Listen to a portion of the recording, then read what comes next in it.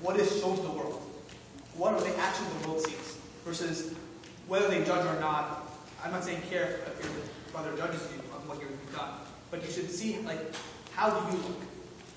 Is how you look, are your actions going to cause someone else to maybe fall in the wrong way? I know, like sometimes if you're a servant, you're looking at after whatever your class or those who you kind of shepherd, you're going to do things that maybe slightly different for them, right? You're going to. I'm walking very. Yeah.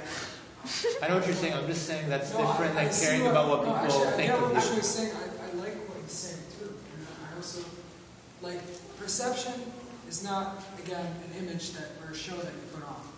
It's who you are. Right. But we do care about who we are, which results in perception.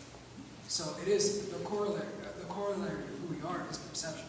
So we do care about perception, but not because of perception. But so I'm thinking about really like very fun. That was very bad. Very fun example, right? Let's say you have a friend. Let's say you have a friend that has a gambling problem, right? And you go to a friend's house and we'll play poker, but we're not gonna gamble. We're not gonna put money on the table. We're gonna play poker without anything on the table. You might cause that friend of yours to kind of start that addiction up again, right? Just playing for you, and then that lights an addiction, and then he goes out and starts playing basic gambling again. So that, in that sense, if you guys said, we're just playing for fun, we're not going to put any money on the table, was that wrong? Were you gambling? No, you were playing a card game. But if that caused the person to light a fire in him to go start gambling, and you were aware of that, is that not, didn't you care that how he saw what you were doing because it had an influence on his action? He wasn't judging you and saying, oh, you're gambling, how bad you are. That the perception of you, playing that card game lit a fire in him to go and kind of fall back into a sin.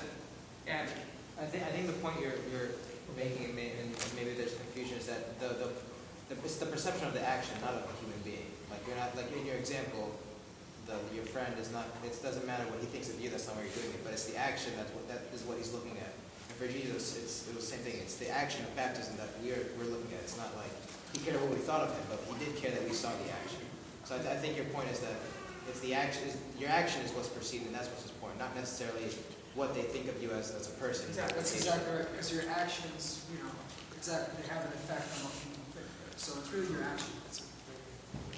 I think. This is the last thing, so nobody reads me.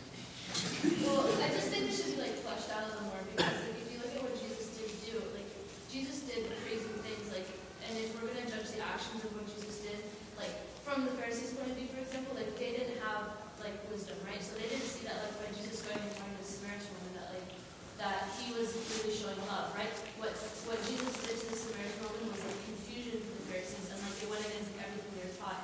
So I feel clearly Jesus could do whatever he did because he ascribed to the highest power, and there's different stages in our life where we depending on how our foresight, we don't always have the purest foresight what we do. But I feel Jesus did do crazy things and turn the world upside down. His actions really could not be justified by the people of his time because it in no way did that make sense. But because his motivations were so pure and he knew exactly what he was doing, that it didn't matter how those things were perceived. They were also the action, right? The result of the perception of that action, how that action was perceived, was consistent with what God wants for us. Yes, yeah, totally. Right? So, for the example, the poker example, we're playing without money. The action in and of itself is not necessarily wrong. You're playing cards. Okay? But if you do at that point tempt someone who is a gambler or has a gambling problem, then it's inconsistent. So the action, if perceived, will cause an action that's inconsistent. Then in that sense, perception is important.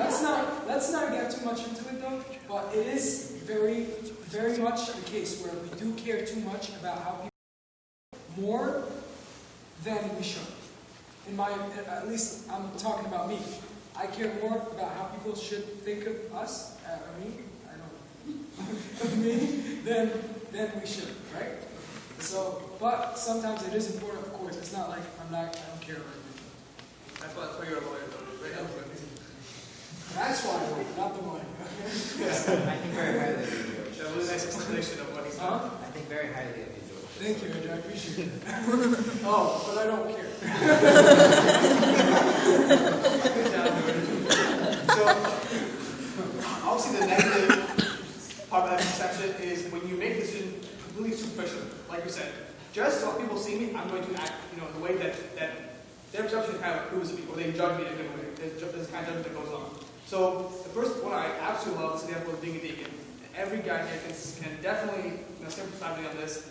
When you're a deacon, you're standing up in front of the congregation.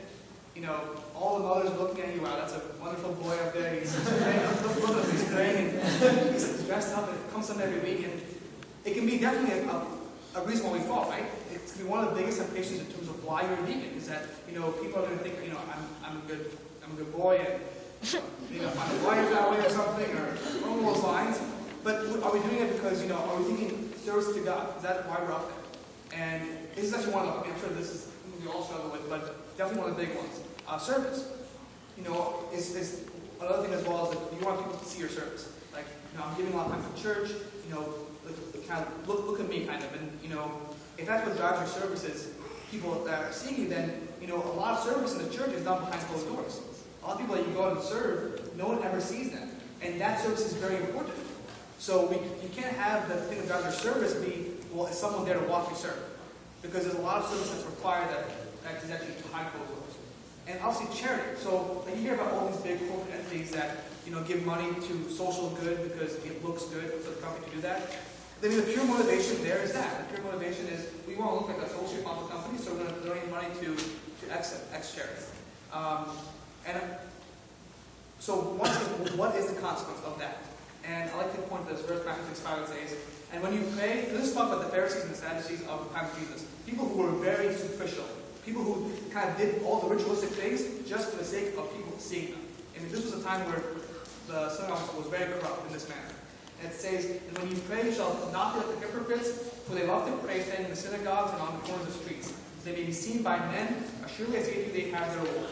So the consequence here is, if you do care about this, yes, you will have your reward. People will say, look at him, he's an amazing person, or look at that person serving, they're working so hard, or look, they're giving they're like more than 10% of their salary to charity. And that's your reward, that's your consequences. You'll get the glory of man. But you're going to miss, like Christ says, you will miss the glory of God.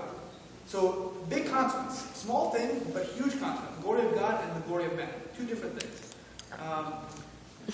Yeah. So, we got a minute, literally. So, to conclude, we introduced by saying that we were going to tell you that decision making is important and that the consequences are big, and it's not very easy. It's not something that we can do, at least for some decisions as opposed to others. And that some decisions are very important and have huge consequences. And even the small decisions sometimes have big consequences because they add up, like we saw with the stepping exercise that we did. So the decisions add up. And finally, so you can't be passive, so we need to learn how to make decisions and make them well. And finally, life is a stream of decisions that will shape who you are and where you'll be down the road. Execution. Fork in the road.